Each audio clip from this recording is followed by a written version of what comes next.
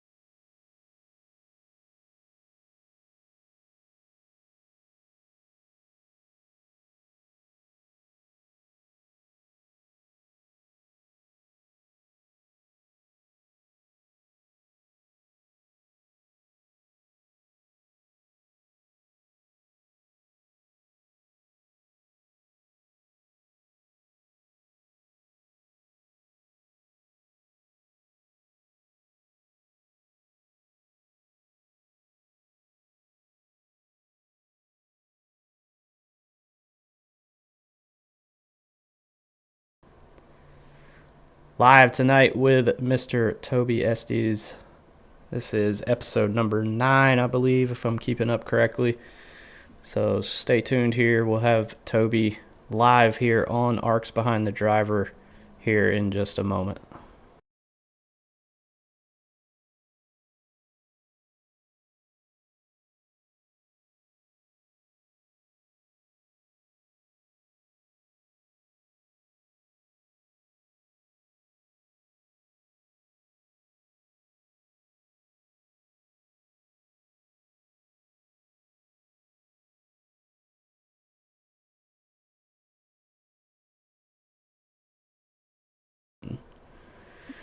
We're here tonight with Mr. Toby Estes. How you doing, buddy? I'm doing good. How about you? I'm hanging in there, doing the best I can. So At this least you is, didn't. yeah, I didn't piss myself tonight during the race. Well, I didn't piss. Let's just say that. I didn't piss myself. He just came close. He pissed away a win, that's for sure. Yeah. Shit, what was I gonna say? Oh, so we'll start. Just kind of introduce yourself, who you are. Obviously, some of us know you, some of us don't. And we have a lot of people that watch this that may not be familiar with who you are. So just kind of introduce yourself, who you are, where you're from, and then we'll get into some of the questions. Yeah. So I'm Toby Estes, driver of the number 19 in a lot of the series, but from Kentucky. Other people might know me as Peanut Butter. Don't know where that came from, but it kind of stuck. But yeah, from Kentucky, like I said, we ran Bluegrass Bandits 1 year. I think it was 2 years ago, right? Maybe two. Yeah. Squared. Y'all were partially in last year, but then did not race anymore. Yeah, we were there at Yeah. one point. At one point, they Yeah. were there. Competitive. Yeah. Yes. Oh, yeah. Yeah, y'all were very competitive for sure. It's I don't think it's like the second. I mean, we always talk about Team Sideswipe. That was kind of the first team that ruffled feathers. Nobody really liked them, and then Bandit Racing that's what came along and kind of took that away from Sideswipe. that's what made us make Bluegrass Bandits. Honestly, we're like, well, fucking Sideswipe did it. Let's do it, boys. Yeah. Let's get it. Hey, y'all accomplished it for sure. Now we Yeah. don't So know. it started out as the Bluegrass Bandits, and we tried to keep it, obviously anybody from Kentucky, and then it moved on to be just Bandit Racing. But you know how that goes. Yeah. Live on in infamy or whatever they say. Yeah, look, I was, you had, looking at it from a Kentucky standpoint, you had me, Riley, Riggs, and Prius, and then obviously, Buck the 27 trend came along, so we had to expand our horizon and kind of step out of, Kentucky. Hmm. Well, I think most of Team Sideswipe was from Georgia, other than Jeremy and Tommy Reynolds and Seth. But everybody else was pretty much from Georgia. I mean, it was all my family and kinfolk, so it's really hard to, people bitching at your cousin or your, second cousin or whatever. You have to sit down and talk to them. That's never a fun conversation to have with family members. Be like, hey, yeah, nobody likes you. Like, fucking start driving better or something. Like, damn. Who did you have to talk to the most at a Sideswipe, or Uh, like who was the most hated out of all y'all, or honestly, disliked? I should say. honestly, probably Kobe Roberts. He just, I don't think he really had the spatial awareness that some of the other one of us had. He just always seemed to find himself involved in accidents. Daniel Roberts was pretty bad because he didn't know how to keep his mouth shut. So he would get wrecked or something would happen, and he would actually, you know what? I don't know. Cody would have to fact check this for me, but I think Trey Bass was actually technically in Team Sideswipe for a little bit, and Trey Bass was for sure the most hated. Trey Bass was just, somebody would just barely touch him, and you would think that he just got turned into the grandstands. I mean, he overreacted about everything. So, but probably Kobe and Daniel, I would say, is the ones that were. Well, we had Elliot too. Elliot Longenecker, which he doesn't How race. many people did y'all have on this team? Dude, we had like well, no shit, when we ran Daytona that first year, Smeal, we had John Smeal too. He was on the team. We had I think we had 32 cars enter that race at Daytona.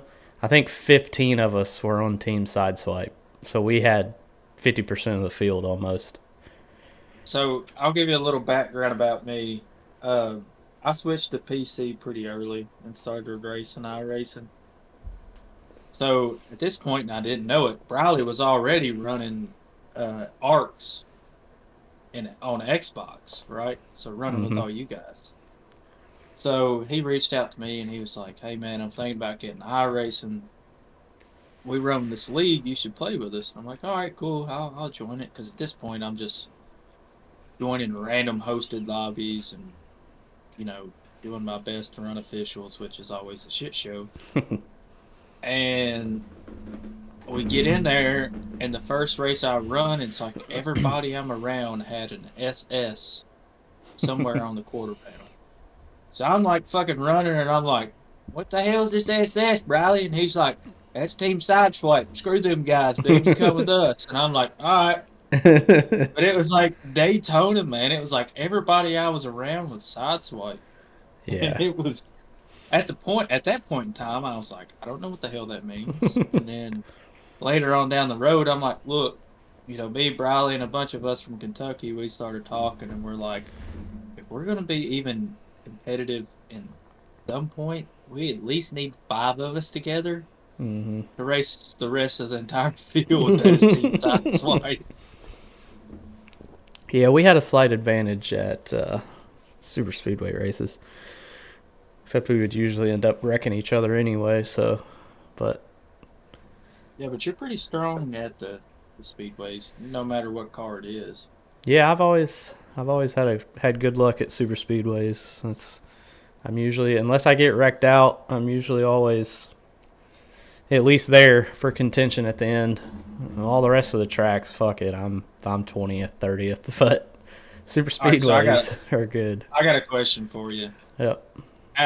Or you could throw in Sideswipe in the deal. You're at a super speedway track, and there's 5. Let's say 5 laps to go.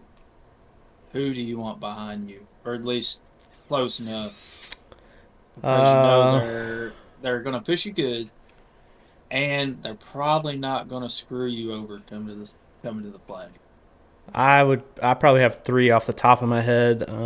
Cody, my cousin. We've known each other for so long that, I mean, we pushed each other some this year when he subbed for Bryn Roberts, and we were able to kind of draft with each other, and I never had to worry about it. I pushed him to Jacket, Donald Ray. I know that he's going to push the shit out of me, and he's not going to wreck me. And then I'd put you on that list too. I just know that if one of the 3 of y'all are behind me, I don't have to look in my rearview mirror with some other drivers, because like Quiet, when he's behind me, I'm constantly just looking in my rearview mirror, seeing, okay, when's he gonna try and push me in the corner and try and wreck me? But I would say with the 3 of y'all, I don't look in the rearview mirror. I just keep it pinned to the floor and just hope nothing happens. But what about you? Who's some of your favorite people to have push you when it comes to super speedway racing?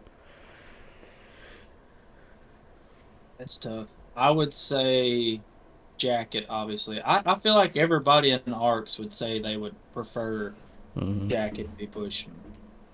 I would say Jacket, Riley, and probably Thomas Andrews. Yeah, he's pretty good too. For me personally, he's not gonna hang you out to dry unless you guys are pushed out pretty far into the track or up in front of the field, just like any other driver would do. But yeah, those are all your teammates too, so that's another benefit. That's kind of having Cody. I could tell you who I wouldn't want behind me. Other than Quiet. Now that's moldy because he's gonna fuck you every time. He's gonna Yeah. hang you out to dry. You can Yeah. ask Briley. Yeah. He I want love him. he wants Moldy's to fast, but he wants to win. Can't blame him. I he's mean, hell, we all want to win, but sometimes you gotta think, do I finish second or do I try and win and finish 30th? yeah. I mean, I love him to death. He's fast, but man, that boy's hungry. Yeah. If there's a win in the crabs, he wants it. So Yeah. I can't be mad at him, but I Nah, do give him hell over it. got to be competitive, especially in this league. It's getting harder and harder to win races. Seems like every fucking day some new person comes in that is faster than everybody else. So, we go back. Me and Cody talked about it on our podcast. I mean, there was a time where Cody Pennell was the man in ARCS. I mean, Cody was winning every other race. Jeremy was kind of in there with him too. Now it's like you got Aiden, you got Noah, you got, John Hagan, who's already won 2 races this year in A squared. I mean, there's some. I mean, that's what I was even in our team chat on Sunday with Presidential Racing, and I don't have time to practice anymore like I used to. I just don't. I mean, I work, 5 days a week and, do this stuff at night, so it's just, I don't have the time to practice, and some of these people do have time and that's cool. But at Pocono, definitely not my favorite track. I mean, I told Ken, I was like, Phoenix, Pocono, and Sonoma, like 3 of the worst tracks for me, like ever. I hate all 3 of those tracks, but we're at Pocono and I'm back there running 25th, and I look at my relative, and in 24th there's Cody Pennell in the 99 car, and I'm like, what in the fuck is he doing back here? Like, that motherfucker should be up in like 10th, but that's just how competitive A squared is now. It's hell to, for me, if I'm running 25th, I'm happy as hell. I'm not in 40th, and I'm right where I should be. So yeah. It's a crazy season this year. Yeah, last year for TNT, man, it was, everybody has honestly their opinion of every driver on the track. Everybody either loves or hates a driver, and a lot of people don't like Aiden. I was kind of iffy on him at first. I mean, I'll just be honest with you, but as fast as he was, man, he would share his screen and he would tell you everything he's doing, like brake bias, steering ratio, steering offset. And he joined into a practice session at Old Atlanta, and I threw that race away, because I'm really good at throwing away pit strategy. I was slower than Noah. He didn't show up for the race, but I was like 4th in times. And then he joined for like literally 10 minutes, and just watching him and like listening to him explain how to get a better qualifying time, it was, I went straight to the top of the leaderboard. And Noah didn't show up for the race, but still, like, I was fast in qualifying. And, I hate, last year it was so frustrating running with him because he ran away with every fucking race. Like, it didn't matter. You would even be like, this motherfucker, he's got something. Yeah. Anti-cheated and picking something up. Yeah. It missed one of his files. Yeah, hell, I'll never forget at Bristol. I finished second to him with fuel strategy. And this motherfucker was so fast that the strategy, I beat you. I beat everybody else that was on the same strategy as him, but he was just so much faster that it didn't matter. He was like 10 seconds ahead of me at the end of the race, and it's just wild. I remember my first introduction to Aiden. I became a team owner. We had the Bandit Racing, the draft. I drafted Aiden, and our first team chat, just kind of talking around, he basically was like, I fucking suck in this car. I have no idea why you drafted me. But he was good on everything else. Like you throw him in you throw him in Gen 4 road course, Yeah. all this shit. Oh, he was still fast even with the next gens at road courses. He was. But he would tell you, man, I hate this fucking car. I can't figure it out. Fucking hate it. Fuck this rack and pinion steering. I hate it. It is a different car for sure, but all right. Well, tell us about your story of how you got introduced into ARCS. What brought you? What I know you kind of mentioned. Obviously, you knew Briley, you knew Riggs, and they were involved. When we were still on Heat 4 and Heat 5. But what was kind of the conversation that happened that finally got you to come and race with us? So obviously, I was already on PC. Briley, I don't know about Riggs. Did he race with y'all on Xbox, or was it just straight? Mm-hmm. He did. Okay. He did. So yep. Never won on Xbox either. But he has. But he has now. He's got one. So yeah, I was already into the iRacing on PC, and I was just kind of looking, and Briley was like, "Hey, this league I'm running in is getting ready to.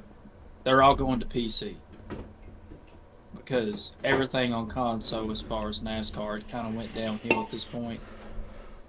And I was like, "Hell yeah, I'll try anything." I was like, "Is it free?" "Yeah, it's free." I was like, "All right, I'm down." So I give Briley one of my old PCs, and after that, it was just like a big family. Your kid's in the doorway. He's creeping back there. Give him a thumbs up, Pagan.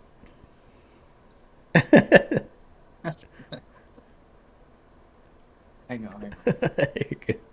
I'll be right back. All right.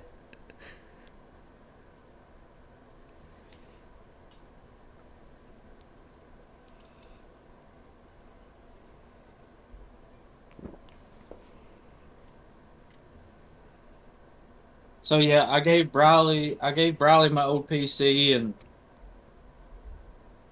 yeah, just I don't know. I felt like I clicked with everybody in ARCS, and the racing was cool. I mean, everybody was pretty competitive, and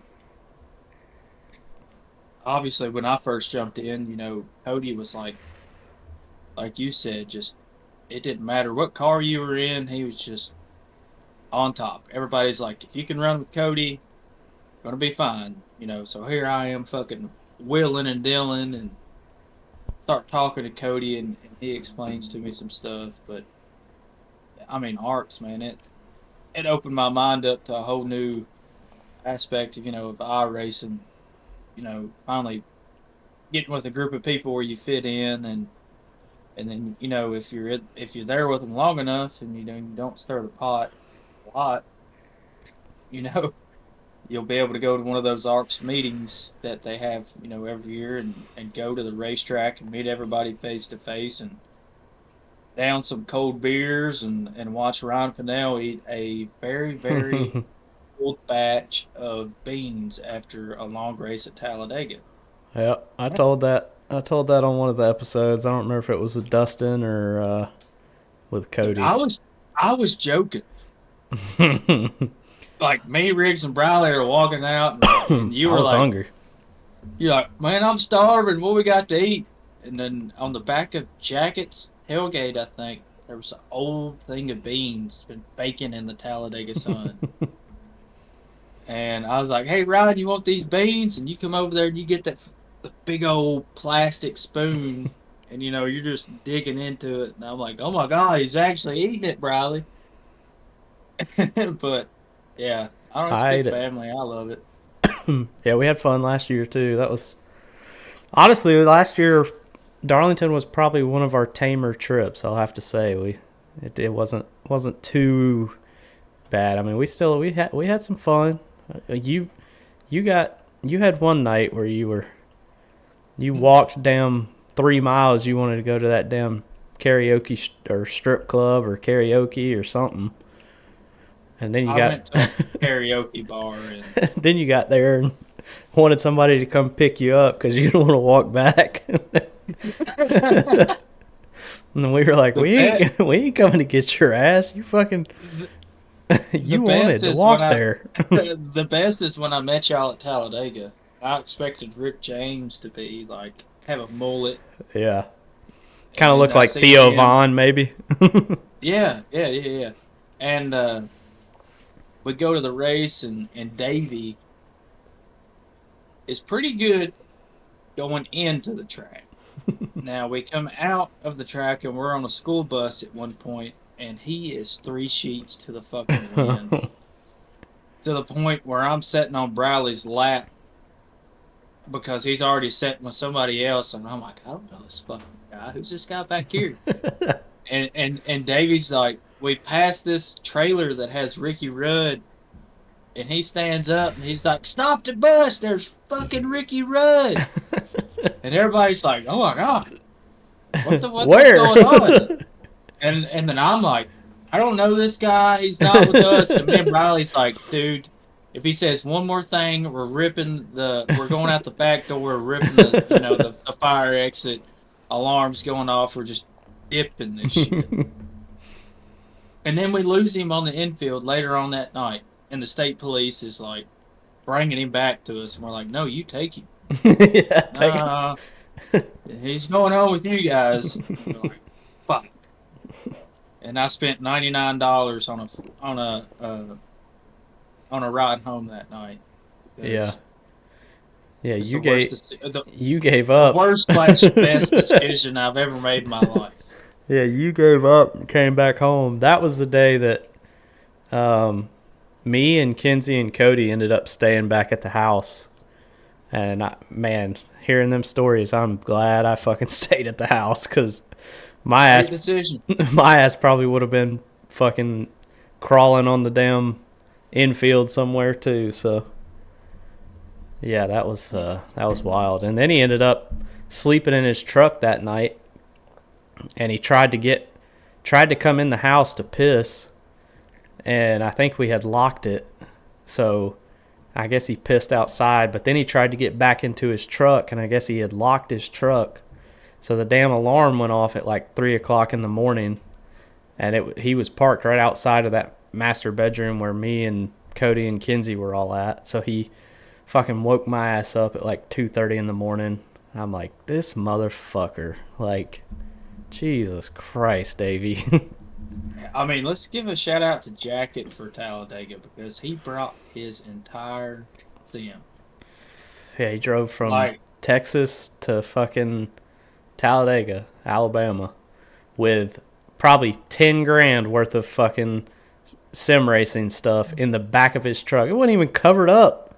He don't care. Hell, he still had all 3 monitors mounted to the fucking stands. I mean, you could have been riding in the back of his truck doing a damn official race.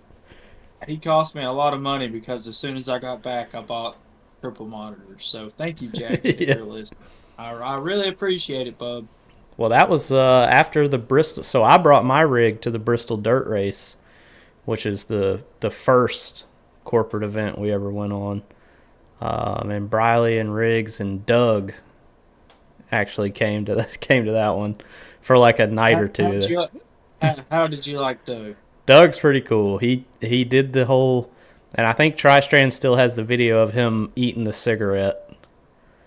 We was outside and I was on the swing drinking a beer, and Briley and Doug and Tri-Strand were out there. I think my dad was sitting with me on the swing. And he was smoking that cigarette, man. He still probably had 3 or 4 puffs left. And he said, hey, y'all want to see something cool? And we were like, hell yeah. He's like, watch this. He takes a damn last drag off that cigarette. That thing's fucking glowing on the end. He sticks it in his mouth. And we're like, what the fuck is wrong with you? Dude, that was Doug's party trick. Yeah. He's also a guy that lives and dies fucking lawnmower derby. Oh, hell yeah. Like, he called me one night and he's like, hey, Toby, You gonna come out here and watch me do some demolition derby in my fucking lawnmower? Probably not. Yeah, I'm gonna say And they're no. all Riley and Riggs, and they were like, dude, we gotta go out here. This is like over an hour and a half drive. So they end up going. And Doug lasts in the derby for like 30 seconds before somebody pile drives him and flips him over. That was Doug's move. He would get fucking hit and flip. Like, Come it's on, not Doug. worth an hour and a Yeah. hour. It was not worth an hour and a half drive of me watching it go, Yeah. watch my buddy get flipped on a fucking lawnmower. At least make it 2 laps. I mean, come on, Doug. Get your shit together. He did not care. Yeah, so that was Okay. the first time I got to meet Doug was at Bristol Dirt, and that was a damn experience. Between us, man, like me, Briley, and all them, I've got the fucking stories. Let me tell you what happened the first night I met Tyler, Cody Riggs, another buddy that you don't know, which is his name's Brent. And so I show up to their house. They're all outside. We're still in high school at this point, maybe freshman, sophomore. And they're like, "Oh, you want to be friends with us?" I'm like, "Hell yeah! I got no other friends, so I'm in." Man, you got to take a shit in this road. What? You got to shit in the road. So I'm like, all right, I'll take a shit. I think Riggs does too for some random reason. Like if somebody's shitting in the road, like if it has anything with getting naked with a bunch of guys, Riggs is going to do it. So of course he takes shit in the road too. And then the next morning, we're just up there sleeping, and you hear Tyler's dad yelling at the bottom of the stairs, "Tyler!" He's like, "What?" He's like, "Who shit in the fucking road? Who shit in the fucking road?" We're like, "I don't know. We did shit in the road." We peek out the upstairs windows, and he's out there with a fucking water hose, watering off shit. And that was my first introduction to the Bluegrass Bandits. We didn't even know it at the time, but that's us, man. Just out here shitting on people's roads, man. We'll come to a road near you if you pass enough. Hell yeah. Well, that was one of the questions that Dustin wanted me to ask you, so we got one out of the way. Well, let's see. We got 6 total. From Dustin? Yeah. Holy shit. He said, "How often do you think of Briley Wright while showering?" So let's just say out of 5, let's say I shower 5 nights out of the week, right? Pretty average. I only do about 2 a week. 3 of those I'm thinking of Briley. Because right as I'm washing my ass, I'm like, there's no way Briley's getting this deep in his own ass when he's showering. The other 2 nights is just, I wonder how Briley's going to do in TNT this week. Is he going to actually finish the race? Which he... Or rage quit. Yeah, the first leg of this season, he's kind of been hit or miss. All right, second question. Is Riggs the best Bluegrass Bandit? If you ask Riggs, yes. As he looks at you with a like this look, he's looking off in the distance. He's not really even looking at you. He's like, "I am the best Bluegrass Bandit that ever lived." And he got his first win this season. And I don't know, the first 2 seasons, maybe Like I 10 know wins. Yeah. So, yeah, he's the best. Hey, Riggs look, is the best. y'all want to know how important this man's win was, Cody Riggs. When he won, the entire TNT chat, well, not entire, but most of the people that have been around for a long time, we stayed up for probably an hour after that race was over drinking, and, well, he didn't because he doesn't drink anymore, but we were all just partying. It was so big that his girl framed a picture of one of the it was one of Rick James' pictures that he had taken and put in the Discord. And she got that thing framed, and it is on his wall. And that is the most badass thing that I have seen in a long time. I need to do that. I need to go back my first ever A squared cup win. I'm doing that shit. I'm getting that shit framed. Yeah, that was like the best. He sent me a picture of it, and he's like, "Look what my girl got me for my birthday," and I'm like, "She got any friends?" Yeah. No, nobody ever frames anyone I get. Yeah. That's I might because save them as my background on my PC, but don't nobody frame it. That's because you win too much. You gotta go about 4 years without a win. It's been a long time since I've had a fucking win, it feels like, so. I would say for me, I'm in a slump. That's just me. Yeah. You probably could have won tonight if you didn't have to. Dude, I had to piss so bad, and I've been there. Really bad. I've been there. I've got to piss really bad right now, but I'm holding in strong because I got Dale back here looking at me with his mustache. He said, clap her tight. Yeah. Well, we can have a halfway break here in a second. What was it Theo Vaughn says? I don't like talking to people that got a full bladder. Makes me nervous. Yeah. Onward. Onward. Praise God. All right. Dustin wants to know who went on a date with Cockeyed Katie first, you, Riggs, or Briley. And for anybody that doesn't know, there's a backstory to Cockeyed Katie. They all talk about her, and I think she's probably deceased now. I don't know, maybe not, but so it's a tricky one because we all fight about this all the time. Did y'all all get her at the same night? Just listen. All right. We met Cockeyed Katie at a party, and we were all introduced to her at the same time. My story is I had to piss, and she did too, so she was squatting beside a wood pile, and I thought it was hot as hell, so I cracked it. Riggs' story is he fucked her before she even got there, and just pretended he didn't know her. I think Briley's story was, like, Cockeyed Katie and her, I think it was her aunt. They all had a threesome, which is kind of weird, but he fucked her like 2 weeks before the party, and that's how she even got invited. So my story, I had Cockeyed Katie first, then it was Riggs, then it was Briley, but, depending on what Bluegrass Maddie you ask, it's a toss-up, man. Yeah. Man. So, yeah, I guess it just depends. We'll have to ask Riggs and Briley when they come on the podcast. It's kind of like quite getting a job, man. It's just kind of up in the air. Yeah. Like, nobody really never knows if it's going to happen or not. All right. Tell a Doug story. You've already kind of told a couple, but you got any good ones? Doug, there's no one Doug story. He did get kidnapped once, and I wish you could get him on the podcast. Shit, bring long him on. Long enough for him to tell that story. That right there is my Doug story. Just like getting told that story, just knowing how Doug is was just like Doug was the type and still is the type, like the life of the party. Like there's nothing he won't do.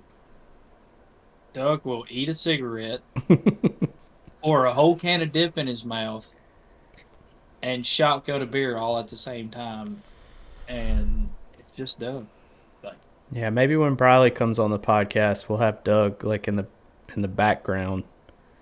Let him hop in, and we've got to have that and have him tell the story of the time he got kidnapped, which is a true story. That's wild.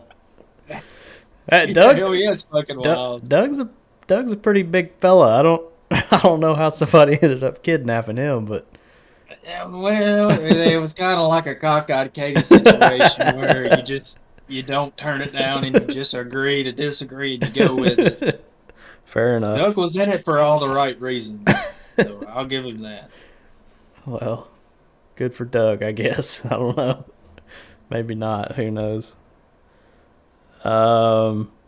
you already told the shitting in front of Prizzy's house story, but you ever played Drop the Soap with an inmate? And last, would you ever room with D-Bucks again? Have I ever played Drop the Soap with an inmate? Hell no. Definitely not. Good. Would I ever room with D-Bucks again? Yeah, because it's a great alarm clock. I could party up till 3 a.m., which I did not do at Darlington. But by 5:30, 6 o'clock, Dustin Painter was in the bathroom. I'm talking sound like an atomic bomb was going, dude. Like the first night it happened, like there was that toilet bowl, like where it kind of echoes. Mm-hmm. And then all you hear is just a bunch of plumps into the water and more excessive toilet bowl farts. And I'm like, all right, dude, I'm up. I'm up. And I'm up getting dressed, and D-Bucks is talking to me. He's like, you ready to go? Xfinity race today. It's 6 o'clock. We're not going to the track till like fucking 6 more hours. So, I'm in the room gagging because it's seeping through the door. And then after he gets in there and use a whole roll of toilet paper, I assume, after a shit like that, he's like, you want some moonshine, Toby? And I'm like, I may as well, Yeah, I would definitely room with D-Bucks again. Yeah, he's always gonna have some moonshine on him. That's for sure. Yeah, Not just some, but like I don't see how he hasn't got pulled over in transit to whatever racetrack we're at for bootlegging, because he brings so fucking much. Mm-hmm. Like, to the point. Like, if everybody there at the racetrack drank it, like with us, somebody's getting alcohol poisoning because he brings so fucking much. Yeah, I think he had like 12 jars at Talladega, or like 12 or 15 jars or something at Talladega. It took 4 people to carry all jackets, sim racing stuff in for Talladega. I think it took everybody in the house to carry in what D-Bucks had as far as moonshine goes. So, yeah, there's your ratio, however you want to put that. Yeah, it was a lot. And I think he had maybe one or half of one jar left by the time we left. It's fucking ridiculous. I love it, though. Yeah, it's fun. If you've never been, you gotta at least go once. We got a few new people coming this year. I think Brandon Proudfoot's gonna come hang out with us, and a bunch of other people I think that have already been before. So we're going to Atlanta this year. So unfortunately, you're out this year, but maybe next year. I'm sure we'll have some stories to tell on the next podcast that we have after we go down there and tear some shit up. Tear some shit up. Hey, actually, before we take that break you were talking about, because I really got to piss. The night we left, we got back from the racetrack at Talladega, and Riggs said, we're going home. Was you around when I puked to sober myself up outside that house?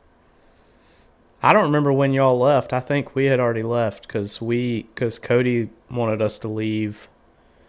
So we left. We left the night that the Cup race ended. So and we did too. I think it was pretty close to right when we got back. Probably. Oh, you puked on the front porch, or was that Bradley? That was. I don't know. Somebody puked on the front porch, and it fucking oh my god, it smelled like. It may have been me that puked on the back side of the house, and it was just. Yeah, maybe it was just whirlwind and. Because I puked and Riggs was stone cold sober and he was fucking gagging. I think he gagged for an hour driving, and then finally got away from the smell. But dude, that shit was raw. I'm like, dude, if we're leaving, I'm getting this shit up. After 2 hours into the trip, I was sober as a jaybird. And then we stopped at a gas station, and I got more beer. So there's that. Hey, priorities. Gotta Yeah. gotta keep them straight. Yeah, somebody puked on the front porch. I don't remember if it was Briley or it was somebody, and that shit was, whew, that shit was rough. I think it probably still smells like puke on that front porch down there in Mobile, Alabama. Feel sorry for those people. Yeah, they're like, damn, we gotta sell our whole fucking house now. The whole damn thing's just ruined. And there's puke on the back of the house, the front of the house. We're just gonna have to sell.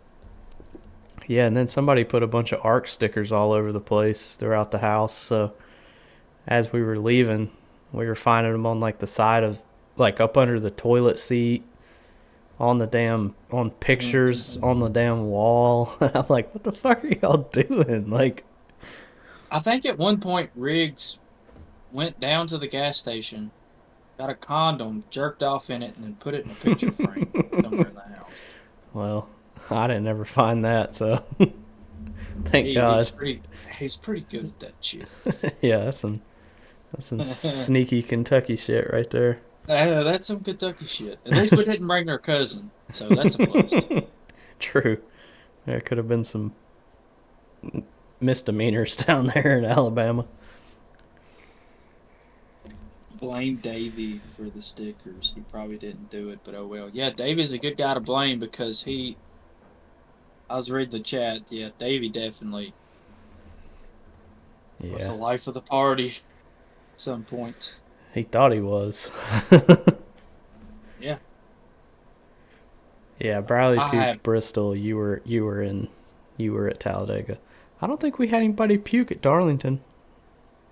I don't know. I was too excited because Ryan Truex actually had a good day there as far as qualifying and all that stuff. Yeah. Hey, but I am going to use the bathroom. All right, we'll take a break here. I got to piss too, so. Okay. I'm going to mute my mic so nobody can hear me pissing.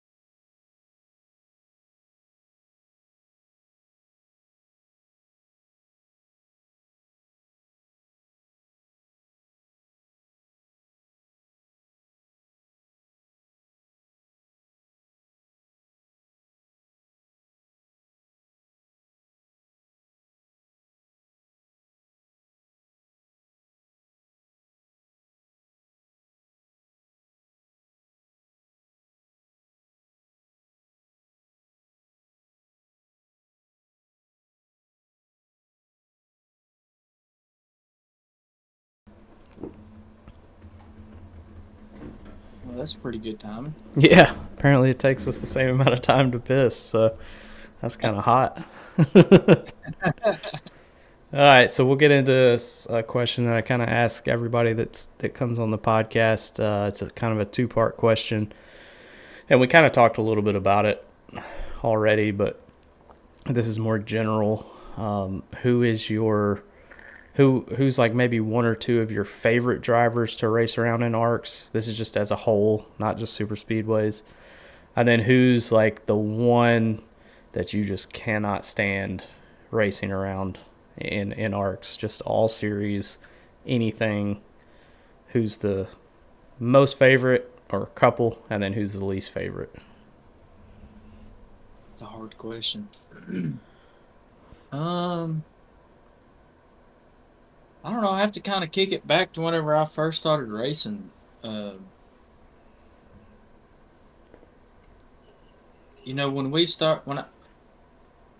started in A squared, but I have to kick it back to, and I think it's just a car. So when we raced the ARC car in TNT,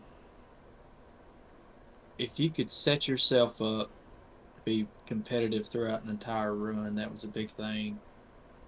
Um, I just the one race that comes to mind is me and Lurkin. I can't remember exactly what track it was at, but it was me and him. We were pretty dominant, and God, we were racing hard. Like I don't even know if you could put.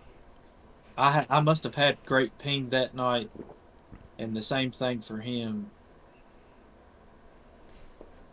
We were racing. I don't think you could have put a piece of paper between my right rear and his left front that night. And I wish I could remember that race, exactly what track it was at. But Lurkin is good. I can run around him and be confident. You know what I mean? Like you know who you can run Mm-hmm. hard and still not wreck each other. I would say him.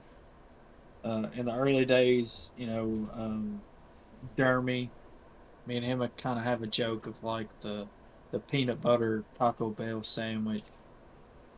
Um, Thomas,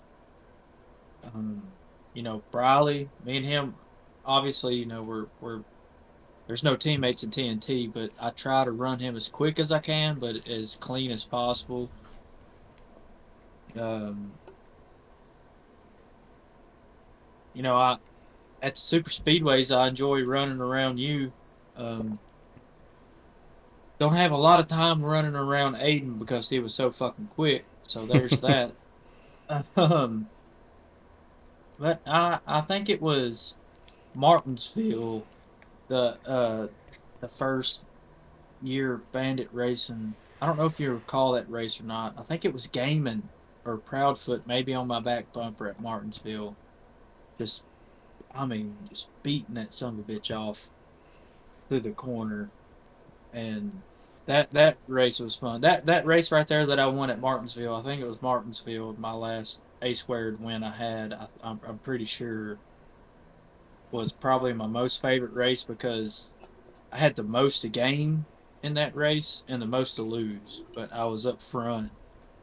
And when I'm telling you I had a handful of wheel, dude, I was. I wish I could.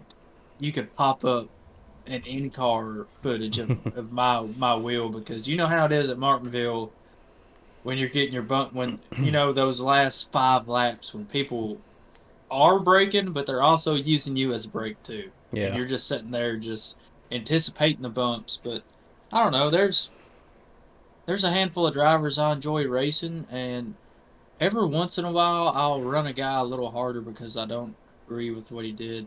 You know, every driver in here will say they don't hold a grudge, but we've got memory like an elephant. Like we remember shit. Mm-hmm. So yeah, there's definitely people I race harder at some tracks than what I want to, but at the same time I'm also trying to prove a point too. Like, hey, why the fuck is this guy racing me so hard? And I'm like, in my mind, I'm like, oh, you remember 2 or 3 races ago when you almost took me out? Mm-hmm. I don't know if they remember it or not, but that's just kind of how I am. Some people do, some people don't. I think some people don't think that they ever do anything wrong, and so Yeah, it me is. me personally, I every race I go into, I have a long run approach to it. I'm not gonna race anybody stupid the first 25% of the race. I'm just not gonna do it. And I'm hoping, later on down the line they understand that and can respect it to some point. But I can I don't I don't I don't recall any like mix up with drivers throughout any series that I can recall personally. And if you can, please let us know in the chat Mm-hmm. because I'll do my best to relive that the best I can. But maybe I've pushed a little hard in the corner, maybe got into somebody, but I don't think I've I don't think I've wrecked somebody on purpose. and that was like kind of my whole mindset when I came into A squared. I never wanted to get that rap, as the dirty driver or the driver that pushes it way too hard. I wanted to be known as the driver that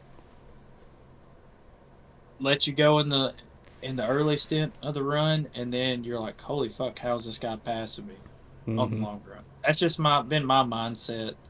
I think it's a whole lot funner for me to pass somebody on the long run than just absolutely shoving them through a corner and passing them that way. Which you have to do that at some tracks, depending on what scenario you get, if it's a green white checkered or what the case may be. But I do my best to race as respectful as I can and be fast at the same time, which is pretty fucking hard to balance at some points. Oh yeah, and some people do it very well. Some people don't do it very well at all. So Yeah, and then in the A squared, those cars you can bump a little bit and get away with it, right? I mean, you can hmm you can bump somebody up the track. You can be a little bit more aggressive, in the series I run now because I enjoy the series and I don't like racing on Sundays. It for me personally, it kind of makes me feel like I'm in a pinch, you know, because I got to work the next day and all that shit. But with the Gen 4 cars, you can't really do that. You can't move somebody out of the way as far as with your nose because you're gonna wreck them. I do Yep. miss that aspect of having the option to beat somebody's rear bumper off and move them. Then again, the TNT series, you kind of got to be smart and either win the race on pit road or on the track, like as far as saving tires or being aggressive with your calls on pit road, which I'm obviously terrible at. So there's that. If I'm leading the race in TNT, don't count yourselves out, because I will fuck it up on pit road 90% of the time. He's like the It guy. may even be higher than that. He's like the guy in Talladega Nights comes down pit road and goes gets him a damn chicken sandwich from the fucking Oh yeah, in, that's me. yeah. It's me. What are I'll be you there in a minute. what are you doing, Toby? Oh, this is a pretty damn good chicken sandwich. I'll be right back. I promise. Yeah, I mean I've been there before too, where gotta fucking piss, and it's just like, well, There's just nothing you can do. yeah, you can hold it, but there's only so many minutes of you holding it before it's just like, yeah, no, I ain't gonna make it. Yeah, but I could when I raced A squared, me personally, I felt myself getting angry with more drivers, and then on the TNT side, it was like, and it still is, you can't move them, and you knew you had more opportunities to make up whatever ground it was you lost with it. It just comes down to pit road strategy. If there's not like a caution to mix everything up, me and Gaiman had some run-ins. He probably don't know it on his end, but I felt like I got raced a little dirty at some points during the season. But I mean, he was fast. I mean, you know, I'm sure Gaiman will tell you the same thing. He was quick on the short runs, and then would kind of lay back in the middle of the run, and then would also be quick at the end of the run. hmm And then when I raced, you know, it seemed like to me he would maybe push a little too hard on pit road sometimes to get a penalty, and then get put in the back of the field, and then being an aggressive driver like he is, and I'm not trying to doubt him or anything, but he would try and move his way through the field and just get caught up in some shit. And anybody with a fast race car that gets through to the back of the field would do the same thing. Just try to work your way through the pack, maybe be a little more aggressive than what you usually would, but I enjoyed racing game, and Jeremy was fast when I raced in the next gen car. He was quick. Jacket was too. I mean, the fun thing about it was like always a mix up of who was going to be fast where, and it's the same thing with through all series, honestly. Mm-hmm. And gaming was quick as shit. That the dirt series we ran this year, I didn't have the chance to run all the races, but he was quick. Yeah, he's Riley good. was quick. He's good in everything. But I mean, that's actually kind of more of his background is the dirt racing, which is something I didn't really know. And then Feimster and Briley had a really good battle for P2 in points the last race, I think, in the dirt series. Yeah, it was between. I don't think Feimster ran with us on Wednesdays. Or no, not Feimster, it was Smil. Smil. Smil. Yeah. Yeah, Smil and Briley, yeah.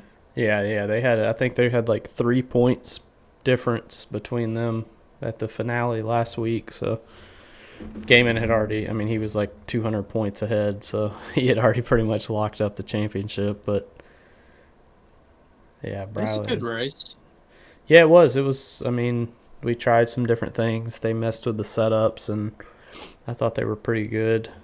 Basically, we ran super late models, but they tuned the engines down to make them more of like a pro late model. And yeah, I thought they drove good. I just haven't been good at dirt since they updated the tire model. I can't get it through my head that when I'm racing, like, hey, these tires are wearing out, and I'm like, nah, no, they're not.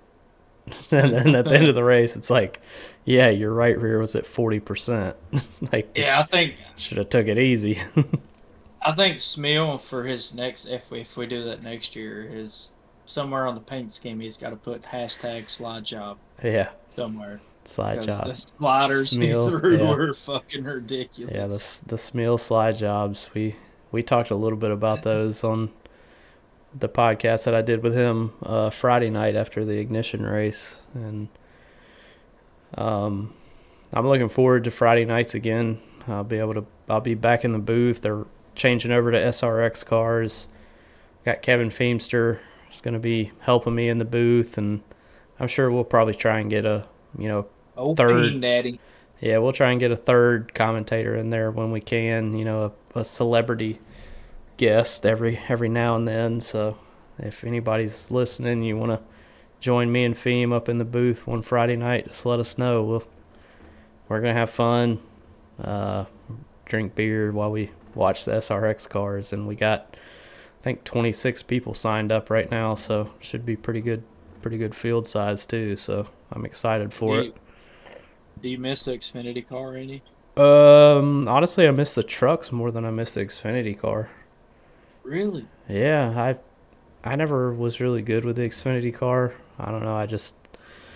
And also for the most part, I didn't race last year because I was broadcasting until I moved to Michigan when I really couldn't because I didn't have all my monitors. So, I never really got a chance to race other than I think I ran Darlington and broadcasted from in car and ended up finishing second on fuel strategy. Go figure. That's the only time I ever finished in second is fuel strategy. But yeah, I kind of miss the trucks more than I do the Xfinity car. Man, I miss the Xfinity car. Oh, Jacket saying, "What's up, peanut butter?" It's definitely past his bedtime. Yeah, he must be off sleep schedule or something. Maybe he's on the night shift this week. I don't know. Maybe he snuck out of the nursing home. I don't have any kind of alert popping up on my phone saying looking out for an escaped. Yeah. 5, 6 badass grandpa. I don't see that pop up, so we're good. No, I do. I miss the Xfinity car. I miss it. Yeah, it is. And I mean, it's a fun car for sure. I think I just miss it from the aspect of because we had A squared, and then you had Xfinity, and then you had trucks. Like, so drivers coming up, you kind of threw them to trucks. they did good in trucks, then whoever was running the Xfinity Series would let them into the Xfinity Series, and then if they were okay, then they would, come on up to A squared. That's kind of what I miss about it.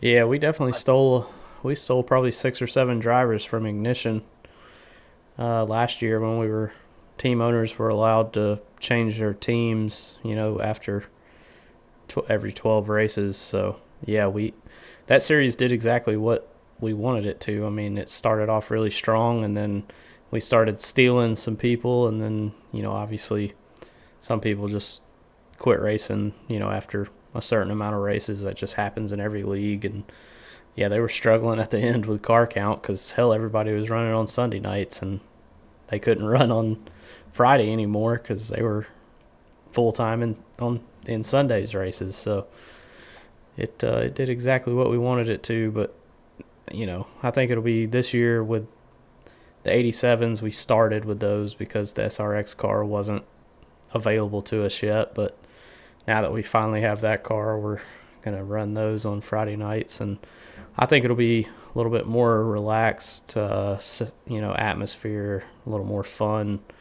The broadcasts are going to be hilarious. Like, we're just going to have fun. We're not going to try and be professional. I mean, we will a little bit, and then we're going to be pulling people mid-race, like under green, just like they do, or just like they did with the SRX series in real life. I mean, we're literally going to be pulling people. I did a little mock trial of it last Friday. I pulled Kent and Dale Markowski in while they were literally out there racing under green, and that's kind of a cool thing. So I'm excited about that too. That'll be fun to have drivers. You'll be able to hear them trying to concentrate and trying to answer our questions all at the same time.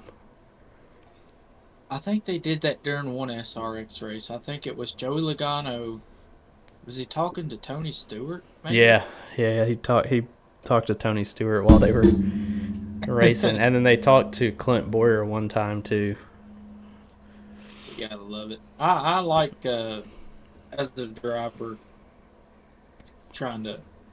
Obviously, if somebody's watching the race in TNT or whatever the series may be, they talk to the driver. When they're watching, they're like, "Why isn't he pushing harder in the corner?" Or he could have him there if he would just push a little harder. And then when they interview that driver during under caution or whatever the case may be, they could kind of explain that better. Whoever the broadcaster is could say, "Hey, man, why are you not pushing here as much?" And the driver can kind of explain that and be like, "Well, if we go 15 laps, you'll understand why I'm not pushing that hard." Yeah. And they'll be like, "Oh, so I did not understand that." Then you could be like, "Yeah, man, you don't want to," because it differs between track, whether you're trying to protect the right front or the right rear. Yeah. And then in some cases, even the left rear. You don't want to be sliding those left sides coming in on the corner. Our racing has been, I'm fortunate enough, especially all of us, it's like the closest thing you could get to driving a real race car, to where, not only are you protecting your race car throughout the entire track or the entire race, but you're protecting tires as well. Yeah, I think that's one of the reasons why I think Rick James loves to have me in the booth, when I can. And that's why I'm excited to get back into broadcasting, because look, Rick James has run a few fun races with us here and there, but he'll be the first to tell you he has no idea how to drive, most of these cars, where, I've been driving these things for 4 years now, going back to Heat 4. So when I broadcast a race, it's a little bit different perspective than, if Rick James broadcasts a race, because I know exactly what y'all are doing. I can see, people like you, people like, Donald Ray. I see y'all kind of falling back. I know what y'all are doing. You're saving your stuff, you're saving your tires, and I know y'all are going to be, coming back and passing. I see somebody go from 7th to the lead. I know their shit's used up, and they're gonna fall back. So that's kind of a cool thing of, me being broadcasting on Friday nights. I have a little bit of knowledge of, how the cars are acting, how they work, and I know, obviously, I know all of y'all pretty well too, so I know who's pushing it, I know who's saving. Then you have people like me and Tommy Withers and Boss that we're back there way in the back saving fuel, saving tires, just trying to make a strategy work. And I love strategy, so when I see it happening, in a race that I'm broadcasting, it gets me excited. I'm like, oh hell yeah, I know what he's doing. Hey, was you as surprised as I was? Which obviously I sponsored the race at Phoenix, which unfortunately was a caution fest there for a while. But Yeah, dude, I was so surprised when I came in and qualified pole. yeah, Like I that was love nice. Phoenix, but I was like, oh my god, I qualified pole. Holy shit! And then I win stage one, and I'm like, I've got a fucking chance here. I think, hopefully. And then of course me, I fuck it up on pit road. For some reason, my car didn't take fuel. I don't understand it. Like you, every driver in iRacing, I believe, that has raced as many races that I have, or you unclick something going into pit road, and then it automatically fucking clicks it or unclicks it. Mm-hmm. Like it's tires, fast repair, fuel. Like when I Yep. went into pit, I clicked fuel. I know I did 100% because I almost wrecked 2 laps before, making sure I Trying had to, it clicked. yeah. I've done that too. I've come down pit road and turned auto fuel off, which is, auto fuel, depending on who you ask, is the coolest thing that iRacing added or the worst thing that iRacing added. I don't, but I unclicked that auto fuel to fill it I hate it. all the way up, and I come off pit road and I have half a tank, and I'm like, what the I fuck? hate that. I hate it, man. It's like Yeah, I can't it's just stand it. another thing to unclick. Why? Yeah. Why? We already have to worry about tires and the fast repair and the damn tear off. Now we got to worry about, did I, unclick auto fuel, or, and I always change auto fuel to 10 laps extra just in case. But Jesus Christ, that shit, I was like, I don't want 6 gallons. I want 12. And I'll unclick it and they're like, nah, we're going to give you 6 anyway. It's like, what the hell? That's not what I wanted. Yeah, I can't. I don't adjust the margin lap because I'm not that good on pit road. I just kind of either fill it up or yeah, Yeah. Like I do what said, Jacket said. yeah. Yep, you're good at that.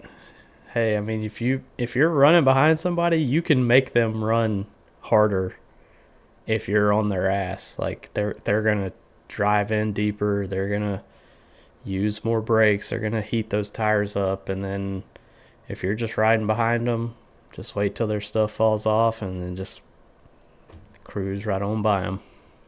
Yeah, you can blame Cody Pinnell for that jacket because he taught me that within Mm-hmm. 3 or 4 laps into TNT. So thank you, Yeah, Cody Pinnell, for teaching me that trick. yeah. He's still pretty fast. He's just. I mean, the problem is like, I mean, even with me, like, I still run 4 or 5 nights a week, but I don't practice. I just show up, I race, whatever happens, happens. Like, but Cody took, damn near 6 months off, and it's amazing how you take 6 months off and you come back. Everybody else has 6 months more experience than you now, because they've been running for 6 months, 2 or 3 times a week, and you just it's crazy. I mean, And date. that's why I was so surprised at Phoenix whenever I qualified as well as I did. So I'm like, all right, maybe the same shit kind of works. I'm not sure. I was a little aggressive on my master cylinder in the rear. Mm-hmm. And then after we started, getting cautions, I was like, all right, I got a chance here. As long as I stay out front and stay away from all the mess in the back of the field, middle of the field, I'll be fine. But Yeah, that's the main thing. Once you get back there in 20th, 30th, I mean, you're kind of fucked at that point. That's got why. too many drivers trying Yeah. to make up all they can in turn one. Yeah, that's why. I mean, in Las Vegas, I stayed out. I was about a lap or two short on fuel, but I knew that if I was up front, I could stay out of the bullshit happening. And I was like, there's no way this thing stays green. But damn if it didn't stay green, and I ran out of fuel with 1 lap to go and finished fucking 20th. So you win some, you lose some. Basically how I am in TNT, man. It's just, Yeah. I'm trying to take the Ryan Blaney mindset into it and do the best I can. Mm-hmm. There for the longest time, I was like, I gotta win every fucking race. But as long as you finish top 5, top 10 every week, you'll be fine. So Yeah, I mean, hell, I finished. just be there at the end. Yeah, like I said, I finished top 15 every week, and usually if you look at any point standings, I'm usually like 6th to 8th in the points and everything we do, because I don't win shit, but damn if I'm not there every fucking week, top 12, top 15, that shit adds up. But you go and try and win the damn race and wreck yourself and finish 28th, you're going to lose a bunch of points. I do hold the playoff bubble spot right now, but not after Sunday when we're fucking racing at Sonoma. Maybe you can do it. Yeah, I'm going to stay on track, and maybe it'll start raining. Get those master cylinders figured out. You'll be fine. Yeah, luckily I got Bryn and Lilac on my team. Lilac's really good at road courses. Bryn's pretty good too. So, and Cody's always been pretty competitive on road courses. He's kind of he's not actually on Presidential Racing, but he's kind of our contracted sub driver for the year. So he's going to sub for me at Texas when I'm down in Florida on vacation. So I'm excited to watch that race, to be able to see Cody in the 12 car. That's going to be pretty badass. Yeah. Hopefully he can get some points for me. I may try to run Sonoma this Sunday, but we'll see. Yeah. I do like road courses. Luckily, it will be a pretty quick race. I mean, we will be throwing cautions for stages again. Since NASCAR's doing that this year, that's what we're doing too. But other than the 2 stages, unless, we have 15 cars flip over and, stuck in the middle of the track, shouldn't have any cautions. So should be a pretty quick race, I'm hoping. Yeah, the only reason why I'm running Sonoma is I like road courses in the next gen, and Thursday we're running Watkins Glen, and yeah, then we'll be running Sonoma at A squared. So I think it might be just a good. I wish I would have my GT3 wheel coming in by then, but it's probably not going to happen. Yeah, that would help tremendously. Yeah, Jacket. I know he bought. Let's see, we were going to do Bathurst. And he went out and Jacket balling out, throwing some pocket change down on a pretty good little wheel, and he sent us all a picture. Did you see the picture? Yeah, I saw it. Yeah. Yeah, it's pretty badass. Yeah. Just regular Jacket stuff flexing on us all, but yeah. Oh man, I picked up a second. Shit. I believe it. I'm gonna buy one. Yeah. Hell, I don't know if it'll help or not, but fuck. And then you got You got Tommy Reynolds running dirt on his open wheel at one point during. Yeah. Was it the Super Late Series? I think. He was running dirt on a damn F1 wheel. Yeah, and he was. And he won. He won the damn I thing. don't know how the fuck you're doing that, but okay. Maybe you should get a job. Yeah, seriously. No, I'm just fucking. Nah, yeah, I mean, Jackets, look, I ain't gonna lie to you, I could buy a $15,000 fucking wheel, and you put me on a road course, I'm still gonna suck ass. I've thought about just drilling a fucking 2x4 to my fucking Fanatec base and see if that don't help me out a little bit, so. What pedals do you have? I have the Thrustmaster TLCMs.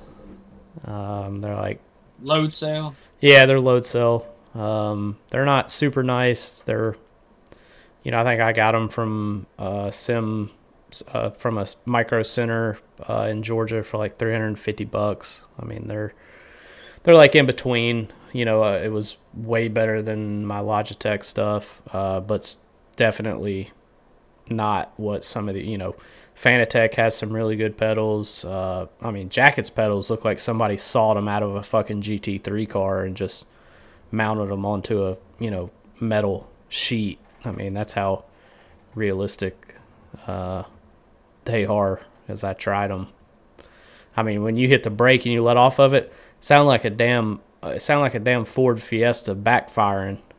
Some of it, you hit that brake and you let off of it and go. Psh.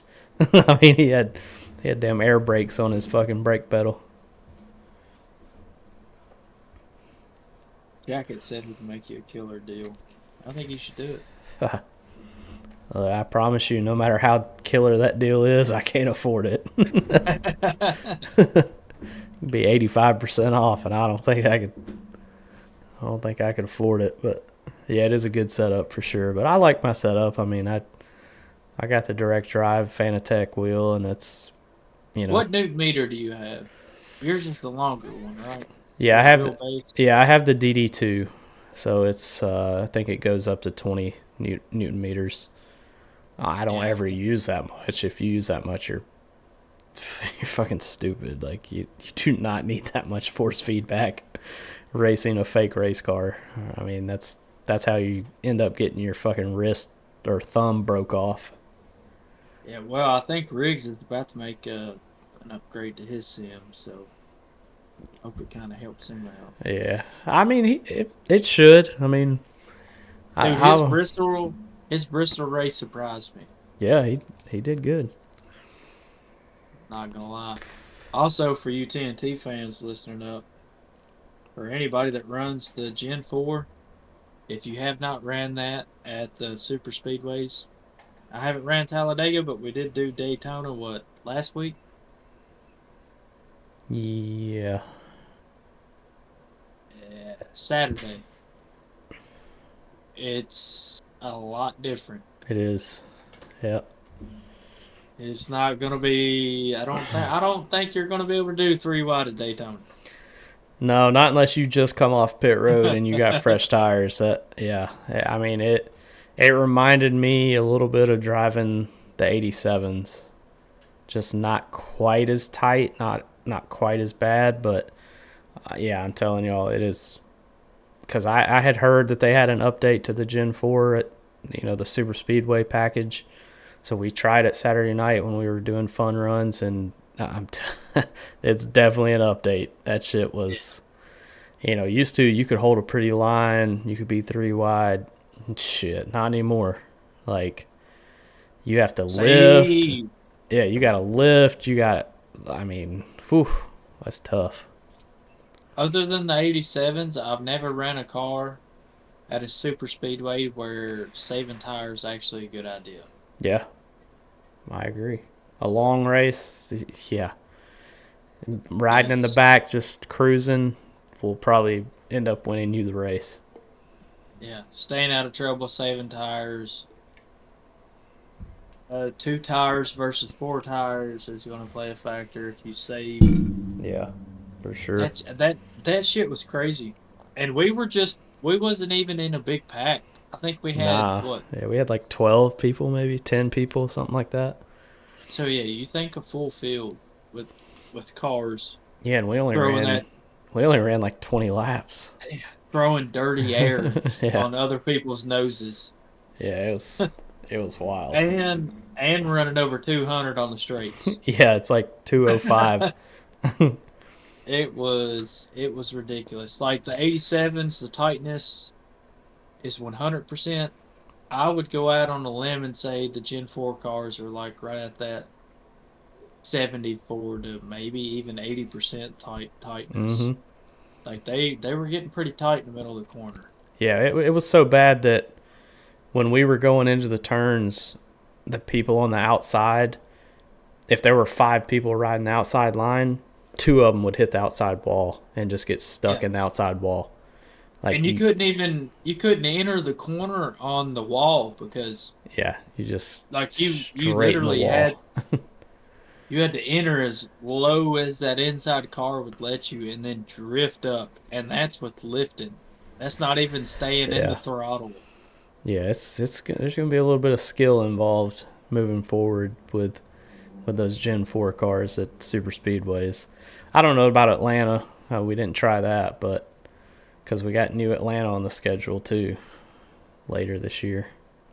Yeah, I wonder how that I if bet that was there's in the I bet there. I don't know. I mean, it's considered a super speedway now, so if I that package wonder changed, that's going to be a hell of a race. I'd say Kent would probably know, maybe. Yeah, but I think they have Talladega later this year. I think Talladega would be fine. Yeah, Talladega's probably okay. It's wider track, but I still think that those cars are going to be bouncing around a whole lot more than people are used to. Yeah,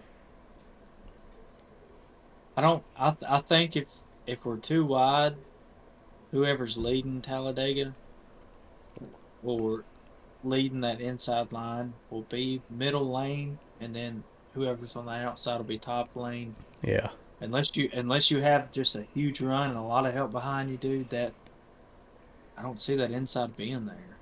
But that's yeah. just me. Like it's It's going to be throws like tough. a whole it throws a whole fucking loop into Yeah. like the nose pushes so hard. I don't know. It's going to be. I think it's a good update. Don't get me wrong. I do.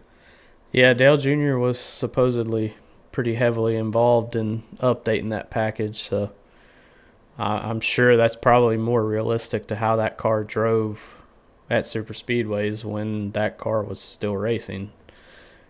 Yeah, I Cause mean you hear all those guys talking about how you're lifting, yeah, working the wheel, it's bouncing through the corner. hmm Obviously, we're racing on new Daytona versus the yeah, Legacy. old, yeah. Imagine how those cars are at the Legacy Daytona. Mm, Now you know why when those guys qualified they stayed off that bottom groove because all those fucking bumps. yeah, yeah. That car and the old Legacy Daytona is fun in some cars, but I feel like that one would be a handful. I did run a posted race with the SRX at Legacy Daytona, and it was fucking fun, dude. It felt like you were running in the corners. It felt like you were racing Old Atlanta, Yeah, and in the straights you ran it like a super speedway. But in the corners, you were entering high, exiting as low as possible because yeah. soon as you popped over that hill coming out of four, it's like you come off of it, you're like, all right, I'm turning good, and then you come over the hill and you're like, oh shit, lost the light, and the front tires aren't touching the ground. Yeah, that SRX car is going to be a lot of fun. I mean, it's it's really tight on some tracks, but overall, I think it's going to be a fun car. I think it is a fun car, but I think they need a lot more updates. Oh yeah, I don't, I I just agree. don't see that. I just don't see that car driving like that. on a lot of the tracks. Yeah, I don't think it did either. Just It just watching some of feels the like the right front just isn't there. yeah, watching some of the broadcasts of the races that they did. Yeah, it didn't really look like it was pushing tight like it acts on iRacing.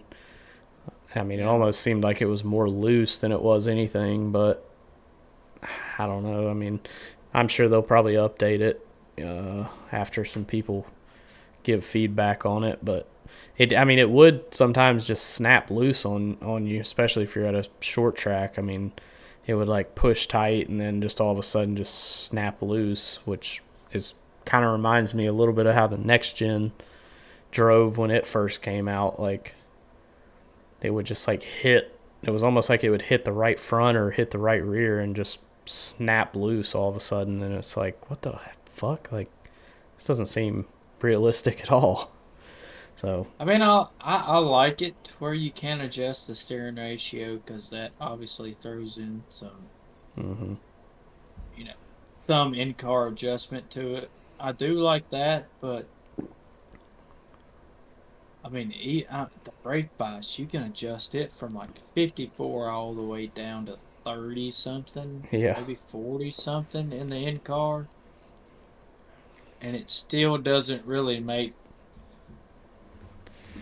yeah, like a difference. like a difference. Like, you know what I Yeah, mean? It's like yeah, I feel like definitely needs some work, I think. But I mean, the car looks good. It sounds good too. I mean, yeah, I'm loving the Holly performance yeah, yeah, it's and all the fingerprints on the dash. I do like that. yeah, Even though it messes with me a little bit, I just want to take a yeah, like a something to Windex. wipe it. Yeah, Yeah, just fucking wipe that shit off. But I think they have all the right ideas. I just feel like obviously like 6 or 7 months down the road, there's going to be people out here that figure that car out and mm-hmm. will post some setups and you know maybe this year will be okay Yeah. as far as the SRX series goes, but next year will be better. I don't know if you have run these cars on the dirt or not, but dude, it's rough. Yeah, I ran a test drive with them, and yeah, it wasn't good at all. It's like a drift car. Yeah, it It's like doesn't.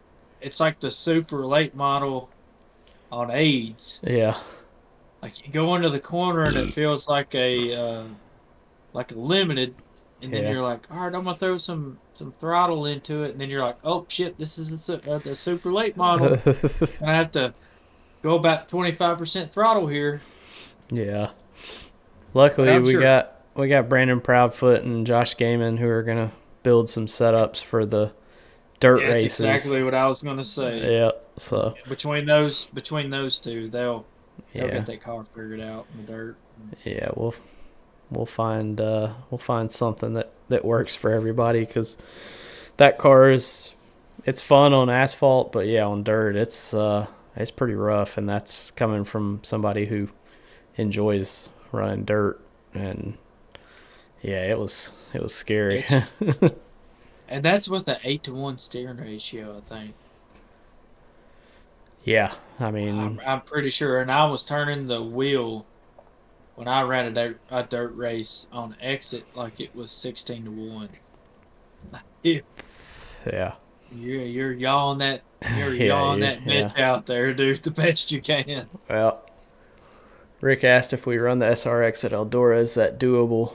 Yeah, it's doable for sure. I I mean, have I have ran it at Eldora. It is fun. yeah, that's probably the Eld best track for that car on dirt, just because of how wide that track is and the banking, and I would say that's probably the best. That and Bristol dirt is probably the two best that's two what I best was getting ready to tracks. say. Yeah.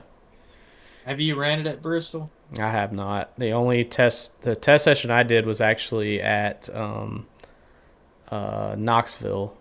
I ran it at Knoxville. It was actually pretty fun.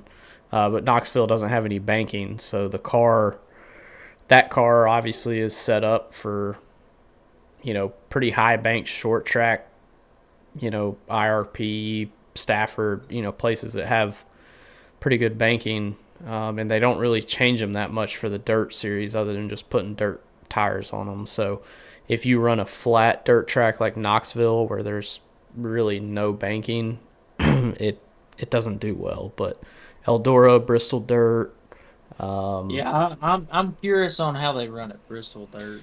Yeah, I think it would be fun because I think you'd really be able to push it into the corner Mm-hmm. and be able to carry the throttle out of it. I could be wrong, but No, I think you could too. I mean, like I said, I think the more banking, the better for that car. I wonder how they would do it at I-55. Yeah, I don't know. That's somewhat of a wide track, right? Or I'm not real familiar with. I don't think it's super wide, but it definitely has more banking than some of the other tracks. So It's a little flat, but just a touch wider. yeah, I think mm-hmm. if I'm thinking of the right track. Yeah. So It's kind of it'd probably be good there. I know in the pros and the supers you kind of enter high and exit low. Yeah. Depending on how it is, but I could see that track maybe being good, but Eldora, out of all the tracks I've ran, Eldora is probably my top track that I enjoy personally.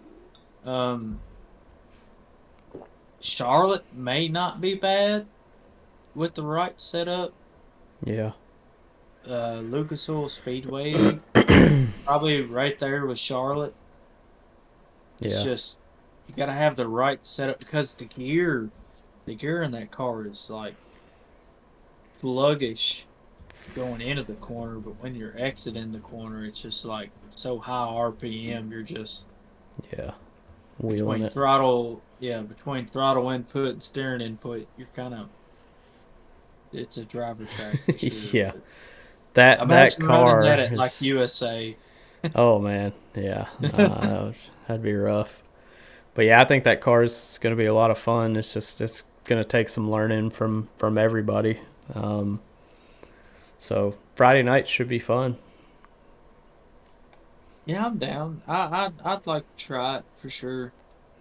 I would like to see different series take it to different tracks. Yeah. Obviously, a lot of people are going to try to keep it to the short tracks, and some different series might take it to the mediocre tracks to maybe even road courses. Yeah. I did a test at Watkins Glen, and the front end is just not there. It wants to brake, but it don't want to turn. Yeah, I think it's just because it's sitting on the track. It's not really. It's not like in the track. It's just kind of like floating on the track. It feels like so. Yeah, it's on top of the track. It's not planted. Yeah. But which Gaiman could probably figure it out. Oh yeah, they could find a setup that would make it work. But so Gaiman, that's your do your homework if you're watching. That's your task. Not only do we need dirt, we need mediocre tracks. Yeah. Road courses. Yeah, because Rick James is gonna put those bitches at fucking Michigan or Las Vegas or somewhere like that. Or iRacing Super Speedway. Yeah. Just throw it out there. Or Dover with the lights turned off.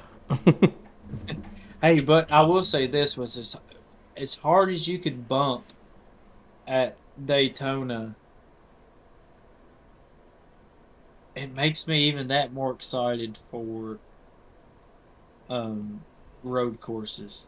Yeah. Like you can actually give people the bumper or short tracks. Like so let's just say we go to Martinsville. Like they feel pretty planted. Yeah. So I don't know. I think our racing's going in the right direction. Just I wish they would do a little bit more testing as far as setup. I agree. Well, you have any other questions for me before we wrap this thing up? I got to get to bed. I got to go to work tomorrow. Yeah. Same for me. All right. Well, Sorry, it wasn't as spicy hey, well, interview as you are used to, but I enjoyed no, talking to you. these are these are not the spicy ones. That's Feemster's deal. He stirs the pot. These are just getting to know people, behind the helmet. So that's we try and not. Sometimes we push some buttons and piss some people off, but it's usually not too bad on these. So thank you for coming out, buddy. Love talking with you. Like I said, I could keep talking to you for another hour if I didn't have to get up at 6 a.m. But we'll have Same. we'll have to have you on for another episode. I think I got Briley scheduled for a couple weeks from now, so that'll be a good one. Love talking. I love talking to Briley. So it gets fired up, man. yeah, Hopefully you guys will see me in some more A squared races this year. As opportunities come open. yeah, I'll be running this weekend, probably 80% chance. So if you were in my shoes, you would do the same thing. Just run tracks that you're comfortable with and yeah, think you're competitive at. So for sure. that's probably where I'll be at. So Good deal. Well, we hope to see you as much as you can come out, but I know that even me sometimes on Sundays I'm like, damn, I really don't want to do this. Like, especially since I have to stay up for 3-4 hours after the race is over reviewing incidents and penalties and all that shit. So yeah, fuck that. Couldn't do it. yeah. Well, thanks for coming out and being on the podcast. We'll try and have you on for a second episode. This thing's been pretty successful so far, so I've been pretty happy with it. So thanks for coming out, and hopefully we'll see you Thursday in TNT. Yeah, we'll see how that goes, and then we'll see you Sunday at Sonoma. Yeah, I'll be in the grass somewhere. Probably might be like old Theo Vaughn's buddy Billy Conforto and hit an embankment over there and end my race early. Autism. Yeah, got a little touch of it there. All right, buddy. Well, I'll let you exit out of the Discord here, and I'll close this out. But again, thanks for coming on, and we'll talk to you soon. Yeah, appreciate it. Thanks for everything you do for ARCS and everybody involved. So all the way from the top to the bottom, I really appreciate it. Yep, no problem, buddy. See you, man. All right, that was Mr. Toby Estes. And that's going to do it for this episode. Thank you all for tuning in. I'm going to go to bed. Got to get up early and go to work. So that's going to be fun tomorrow. So thank you all for tuning in. We'll be live Friday night for SRX at IRP. So make sure you all tune into that. And then we'll have another podcast Friday night after the SRX or ARX race. So thank you all for tuning in. Till we see y'all the next time, make sure you stay on that loud pedal.